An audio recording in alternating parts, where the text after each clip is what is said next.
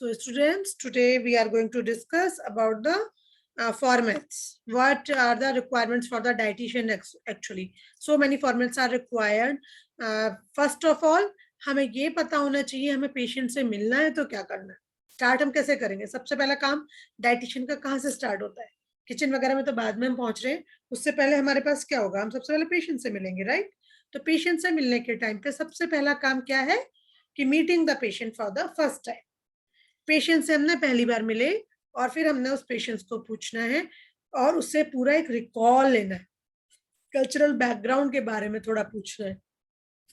कई बार ऐसा हो सकता है कि बहुत सारे पेशेंट्स हो, आप थोड़ा बिजी हो तो थोड़ा शॉर्ट में ले सकते हो, लेकिन फिर भी आप धीरे धीरे इस चीजों के बारे में डिटेल में पेशेंट से पूछते रहेंगे regularly, so that he can also understand कि आप उनसे क्या जानना चाह रहे हैं और क्यों जानना चाह रहे हैं. क्योंकि जैसा कि आपको समझ में आता है कि लाइक कोई नॉन वेजिटेरियन पेशेंट हो है हमारे हॉस्पिटल में आया और वो हम उसको वेजिटेरियन खाना दे रहे हैं, इवन प्याज लहसुन भी नहीं यूज कर रहे, तो डेफिनेटली उसको खाना उतना पसंद नहीं आने वाला, करेक्ट? तो ये हमें भी पता चल जाएगा कि वो किस बैकग्राउंड का है. इसी तरीके से अगर मान लीजिए आपके पास जैन पेशेंट आया, वो प्याज लहसुन वगैरह बिल्कुल खाता ही नहीं है ऑलरेडी, और हम भी नहीं बनाते, तो he will be rather little bit more happier, है ना? और इवनिंग टाइमिंग, जैसे कि सपोज जैसे जैन पेशेंट की मैं बात कर रही थी, तो कुछ जैन पेशेंट्स होते हैं सनसेट से पहले खाना खाते हैं, जमीन से उगी हुई चीजें नहीं खाते, तो ये हमें उनके कल्चर बैकग्राउंड से ही पता चल जाता है. कई बार साउथ इंडियन पेशेंट्स होंगे या आपके उत्तरांचल में रहने वाले या बंगालीज होंगे, उनको चावल बहुत पसंद होगा. तो अगर डायबिटिक पेशेंट है और हम उससे चावल दो नहीं देंगे, बट लेकिन उसको जब तक थोड़ा सा चावल ना मिल जाए तो उसको चैन नहीं पड़ता है. तो इसलिए हमको थोड़ी सी कल्चरल बैकग्राउंड जान लेना बेहद जरूरी है. एंड अगर वो बहुत ज्यादा हमें प्रेशर दे रहे हैं, फोर्स कर रहे हैं, तो accordingly we have to plan out accordingly, right? Then enquire about medical history. Diabetic है या हाइपरटेंसिव है या किडनी पेशेंट है या कार्डियक पेशेंट है, and so on, so many diseases are there. तो वहाँ जो भी तरह की उनको कोई बीमारी है, कभी हिस्ट्री में रही है या उनके घर में किसी को है, तो वो भी हमें पूछनी है. फिर उसके बाद आस्क और see all the medical reports, the file if possible. File के अंदर जो भी रिकॉर्ड्स हैं, जो भी डिटेल्स हैं, we have to find out them, और हमें उनको थोड़ा सा देखना है कि इसमें क्या क्या लिखा है, राइट? जिससे हमें पता चल जाएगा मेडिकल रिपोर्ट्स वगैरह देखकर भी कई बार, क्योंकि कई बार पेशेंट बताने की कंडीशन में होता है, कई बार नहीं होता है. कई बार बताने की कंडीशन में होता भी है तो वो भूल जाता है कि मुझे क्या बताना था. समझ रहे? Then fourth point come, if need confirm the diet with the doctor, otherwise plan accordingly yourself. कई बार ऐसा है कि आपको केस समझ नहीं आ रहा थोड़ा सा, या डॉक्टर ने उसके रिपोर्ट्स बहुत ही ऊपर नीचे कुछ कुछ हो रहे हैं, तो we should ask to the doctor as well. जो भी ड्यूटी पर डॉक्टर है उनसे पूछ सकते हैं कि क्या हमें कोई स्पेशल ऐसी चीज है जो हमें ध्यान में रखनी है, जिससे कि आप और ही अच्छे से, क्योंकि बिकॉज इट्स टीम वर्क. ऐसा नहीं है कि डाइटिशियन अपने आप में अलग है, डॉक्टर अपने आप में अलग है, नर्सिंग स्टाफ अलग है. ये सब एक कोऑर्डिनेटेड टीम वर्क है to take care of the patient wellness. Patient को अगर सच में हम लोग ठीक करना चाहते हैं, तो डॉक्टर्स जो भी इंस्ट्रक्शंस देते हैं वो हमें सबको फॉलो करने होंगे. और हम लोग क्योंकि पेशेंट से ज्यादा इंटरेक्ट करते हैं, डॉक्टर्स कम इंटरेक्ट करते हैं, तो they should also listen our point of view about the patient if something is required. Suppose doctor तो कहकर चलेगा कि आप इतने बजे इनको ये इंजेक्शन लगा देना, इतने बजे इनको ये खाना दे देना, इनको ये कर देना, वो कर देना, इनकी ये डाइट चलनी है, बट पेशेंट खाना ही नहीं चाहता, राइट? या पेशेंट वैक्सीन मेडिसिन ही नहीं लेना चाहता, then what you will do? तो वो सब कोऑर्डिनेट करके ही चीजें होती हैं, right? Then check for denture, chewing problems if any, appetite, digestion, handicap और रिलेटेड टू फीडिंग. तो खाना खाने से रिलेटेड जितनी भी चीजें हैं, जैसे कि वो खुद से फीड कर पाएगा या हमें उसमें कुछ सपोर्ट देना होगा, या राइस ट्यूब फीडिंग वगैरह तो नहीं है, या पेशेंट आपका हाथ ही नहीं काम करता, वो हैंडीकैप हो रहा है, वो खा ही नहीं सकता, तो हमें वो भी देखना होगा कि खाना सर्व करने के बाद उसको कौन सपोर्ट करेगा इस चीज के लिए. वार्ड लेडी या कोई बॉय आकर खिलाएगा या उनका कोई रिलेटिव आकर खिलाएगा, कैसे मैनेज किया जाएगा? प्लस उसके बाद उसकी एपेटाइट कैसी है. सपोज किसी पेशेंट को हम लोग दे रहे हैं 2 रोटी और जो भी खाना दे रहे हैं, तो फिर लेकिन उसकी भूख है 6 रोटी की, तो उसे तो कभी सेटिस्फेक्शन लगेगा ही नहीं. दो we have to tell them कि आपका डाइट जो है थोड़ा सा कंट्रोल में लेना है, बट अगर उसकी हमेशा से 6 रोटी या 8 रोटी की डाइट रही है और आप लोग उसे नहीं दोगे, तो फिर वो हेल्दी नहीं रहेगा, उसे वीकनेस आने लग जाएगी, वो उसे लगेगा उसे खाना दिया ही नहीं जाता. है ना। डाइजेशन में अगर कोई प्रॉब्लम है, किसी को लूज मोशन हो रहा है, किसी को कॉन्स्टिपेशन हो रहा है, किसी का ब्लोटिंग हो रहा है, किसी भी तरह की डाइजेशन से रिलेटेड प्रॉब्लम है, या वो दांत ही नहीं है उसके, या फिर दांत है लेकिन किसी प्रॉब्लम की वजह से, गम्स की प्रॉब्लम की वजह से, चोट की वजह से वो च्यू नहीं कर सकता है, तो ये सारी चीजें जब हम पेशेंट से मिलने जा रहे हैं तो हमें ध्यान देनी है। ठीक है। 6th पॉइंट क्या आ जाता है, ask about food allergies, likes and dislikes. दो यस, लाइक्स और डिसलाइक्स के अकॉर्डिंगली हमें उन्हें फूड सर्व करने वाले नहीं है, हम उन्हें समझाने वाले हैं कि आप लोगों को ये फूड जो सर्व किया जा रहा है ये आपके लिए बहुत हेल्दी है, तो आपको यही खाना चाहिए। लेकिन अगर पेशेंट बिल्कुल ही एडमंड है कि मुझे ये चीज चाहिए ही नहीं, वो खा ही नहीं रहे आपके बार बार भेजने और समझाने के बाद भी, then we should consider this point and accordingly we have to give them the diet. Okay, then consider the age, old है या चाइल्ड है, ये हमें बहुत ध्यान देना जरूरी है कोई भी चीज प्लान करने से पहले या डाइट को फॉर्मुलेट करने से पहले, क्योंकि अगर वो ओल्ड है और नहीं खा पा रहे हैं या उनको कोई चीज से एलर्जी है तो हमें अकॉर्डिंगली प्लान करना है।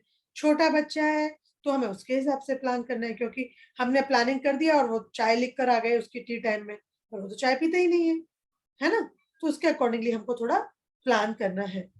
चेक करना है डाइटरी हैबिट्स क्या है उनकी, वेजिटेरियन है कि नॉन वेजिटेरियन है, जैसे मैंने अभी बोला था, इंडियन है, साउथ इंडियन है, कॉन्टिनेंटल खाना खाते हैं।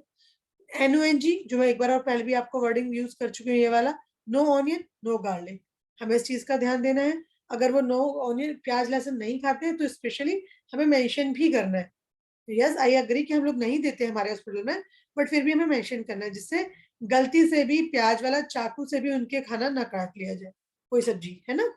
If Jain does he eats early dinner, if only garlic is the flavour और एलर्जी, है ना, तो ये पूछना है अगर जैन पेशेंट है कि क्या वो प्याज वगैरह नहीं खाते हैं, और अगर खाते हैं तो क्या है प्रॉब्लम है, और अगर वो नहीं खाते हैं तो उससे क्या एलर्जी है, क्या दिक्कत है, प्लस जल्दी तो नहीं खाना खाते, ये सब हमें जानना है।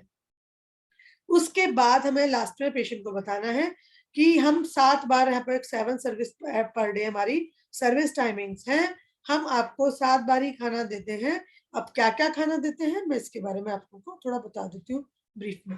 सबसे पहले अर्ली मॉर्निंग टी हो गई और इवनिंग टी हो गई, 2 हो गए, फिर ब्रेकफास्ट हो गया, लंच हो गया, डिनर हो गया, 3 ये हो गए, 5, ठीक है। और उसके अलावा मिड मॉर्निंग में कई बार सूप, कई बार छाछ, कई बार लस्सी, कई बार नींबू पानी, कई बार फ्रूट्स दिया जाता है मिड मॉर्निंग में।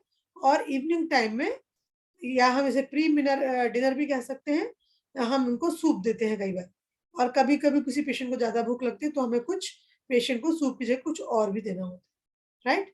वैसे मोस्टली पेशेंट सूप ले लेते हैं हमारे, लेकिन जैसे किडनी के पेशेंट्स उन्हें सूप नहीं दिया जाएगा, तो उन्हें कुछ और हम प्लानिंग करके देंगे, ठीक है। उसके बाद 10th पॉइंट क्या है, brief about diet pattern related to the procedure and surgery if known. और अगर कोई सर्जरी होने वाली है या कोई टेस्टिंग होने वाली है तो भी हमें पेशेंट को समझाना होता है कि आपको अब इस प्रोसीजर की वजह से खाना नहीं खाना है, आपको थोड़ा ध्यान रखना है, ठीक है। देन सेकंड हमारा पॉइंट आ जाता है न्यूट्रिशन असेसमेंट।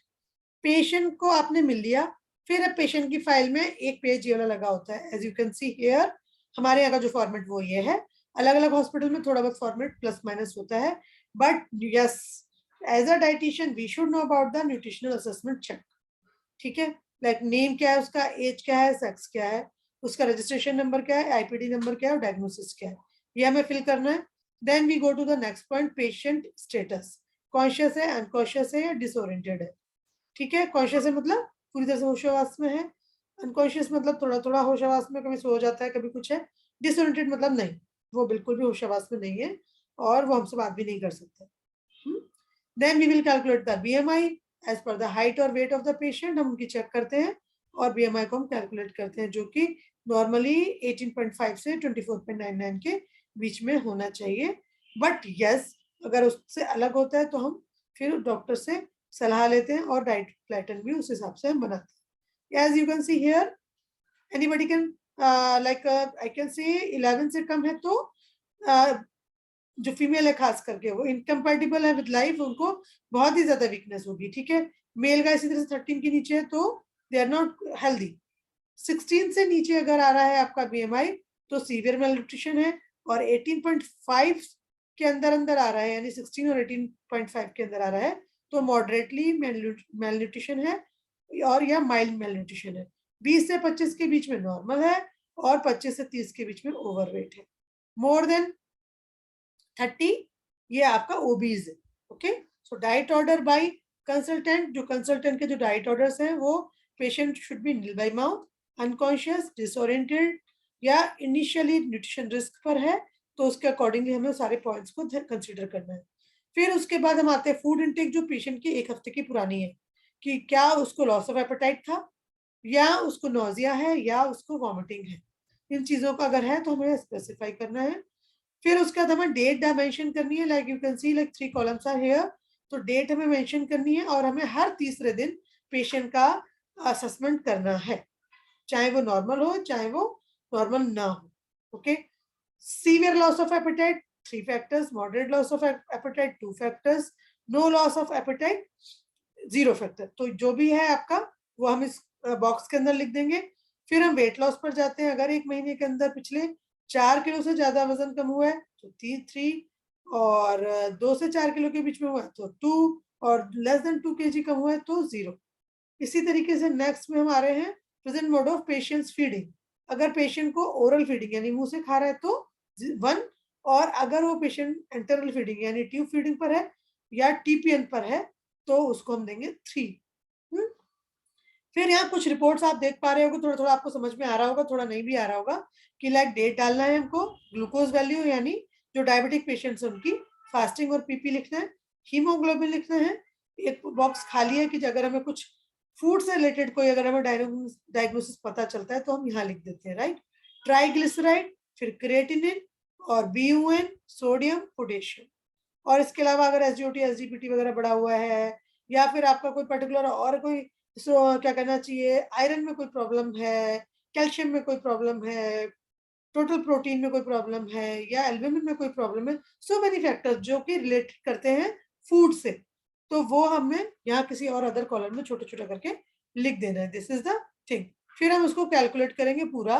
कैलकुलेट करने के टाइम पे क्या रहता है कि अगर ये जो अभी कैलकुलेशन आ रही है ऊपर से जो आएगी ये वाली, जैसे 320 देन 31, तो इनमें से जो हम इन बॉक्सेस में भरेंगे उनको हम टोटल करके यहाँ लिख देंगे।